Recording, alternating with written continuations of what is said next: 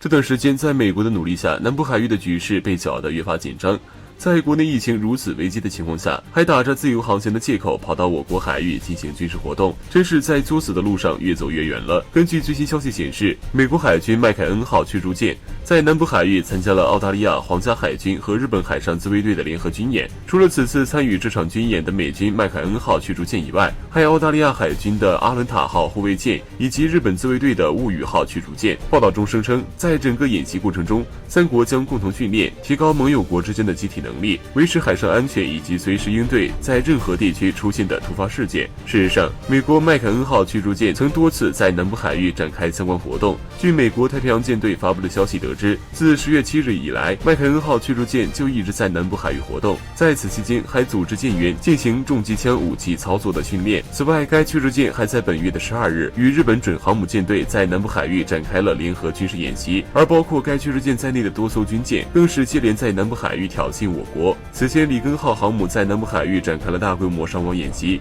又在几天后驶出南部海域进入印度洋的里根号航母再次返回到南部海域。虽说不清楚美军如此做是为什么，但可以肯定的是，就南部海域挑衅我国的举动根本没有停止过。美军这次在南部海域与日本和澳大利亚联合进行军演，明眼人想必能看出是针对我国。分析认为，美军是想借联合军演来威慑我国。毕竟美军想遏制我国获取周边国家的支持，以增强自己在该海域存在感的野心不是一天两天了。此次麦凯恩号驱逐舰指挥官就叫嚣道，希望通过在南部海域与亲密盟友之间的合作，推进航行与飞越自由，支持印太地区的安全和繁荣的所有原则，让周边地区的所有国家都受益。话是说得好听，可是真的能够让地区国家都受益吗？美军在南部海域的所有挑衅都只会危害到亚洲国家的安全，如果冲突加剧，必将危害亚洲邻国，东盟国家将首当其冲。美国人这番话分明就是想误导地区国家，好让其支持自己在该海域的活动。可这么透明的目的，地区国家不会傻到看不出来。对此，与其说是受益，倒不如说是危害。地区国家怕是听到美国的这番话要害怕了。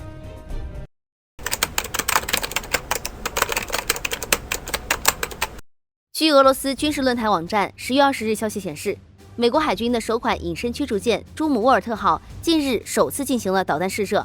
此次试射的是一枚使用 MK57 VPU 系统发射的标准2导弹，而美国媒体却对这件事表示疑问：美国为什么需要朱姆沃尔特级驱逐舰？它并没有什么用。据了解，该战舰从2016年开始服役，却一直无法进行成功配合战斗部队进行作战任务，就被搁置，直到今年4月份才激活了战斗系统。这其中的原因却是让人十分无奈。朱姆沃尔特号因为代表了美国目前驱逐舰上的最高技术，其中运用了很多黑科技，但是也正是如此，这艘驱逐舰造价过于昂贵，并且无法进行舰队配合作战，就连火炮装备都十分困难。美国在这一块上也算是焦头烂额了。美国海军中将威廉莫茨认为，拖累了朱姆沃尔特号进度最主要的元凶就是先进的火炮系统研发。美国海军花费了很高的成本，却依然无法得到想要的东西，最后只好把船和炮分开进行研发了。最开始，标准2防空导弹是装备宙斯盾的阿利伯克级三角旗的标准弹药，本来应该是朱姆沃尔特号的主要武器之一，但是在朱姆沃尔特号研究成功后，却发现导弹和武器系统无法兼容，导致无法使用。不过美国却并没有放弃，转头就专门为朱姆沃尔特号开发了标准2的升级版，也就是这次发射的标准2防空导弹。根据官方报道，该导弹成功拦截了仿制反舰导弹，但未详细说明目标的特性，也未证明其失败。作为一艘驱逐舰，在隐身功能上也是十分强大的，在如何使敌方舰船雷达很难找到自己的功能上做的就很是全面，比如在上层建筑的材料以及在天线布置上下功夫，从而减小雷达的横截面，以这样的形式来达到自己的目的。但是隐身技术上虽然很先进，却忽视了自身的雷达。在建造该舰的时候，美国花费了太多的成本，导致最后在雷达上只能将就。最开始想要安装的是双频带雷达，最后却配备的是 ANSPY3 雷达，这也正是美国媒体所担忧的问题。虽然能够从一些细节看出朱姆沃尔特号确实拥有很先进的技能，但是在配套设施上的缺乏，以至于在进入舰队4年中完全无法发挥应有的作用，而成本问题却没办法放弃，这简直是在食之无味弃之可惜。而这也给中国提了个醒，在武器装备的研发上必须要脚踏实地，一步一步的前进，起码不要过于超过自己的能力范围之外。不然像美国一样把所有技术往上叠，最后却只能干放着，毫无作用，也就当个吉祥物了。而且服役寿命就那么多年，如果差距过大，很有可能就会刚研发成功，离退役就不远了。当然，中国在这一点上还是很好的，但是有则改之，无则加勉。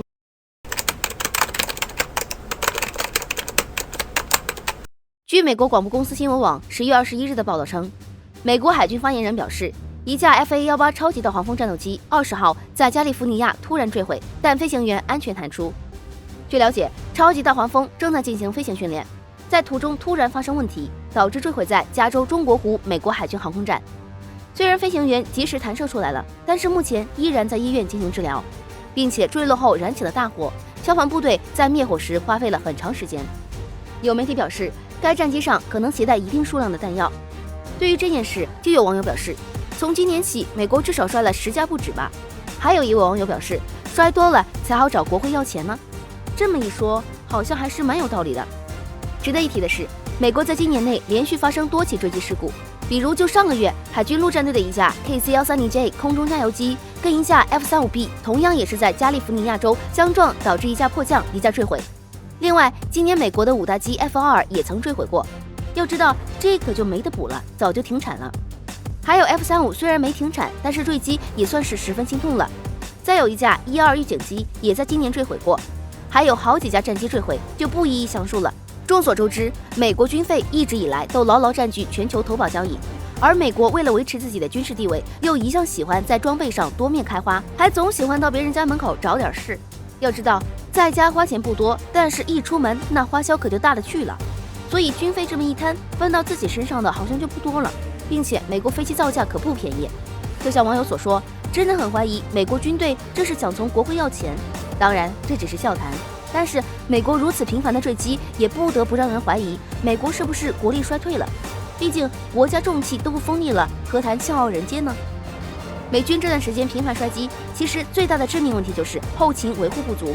战斗机维护不及时，问题就多了，坠机事故自然也就增加。而后勤维护更是事关空军的战斗力，毕竟连这一点都无法保障，那就是空中楼阁。美国维护艰难的问题早就已经有苗头了。就比如此前美国核潜艇本来5年前在巡逻归来就该维护的，但是却一直停在港口整整5年，直到今年9月才有消息说是要开始维护了。就算美国核潜艇多可以随便浪，但是战斗机可不一样，这一不小心就是坠毁的结局。所以说，美国已经呈现衰败的一角了。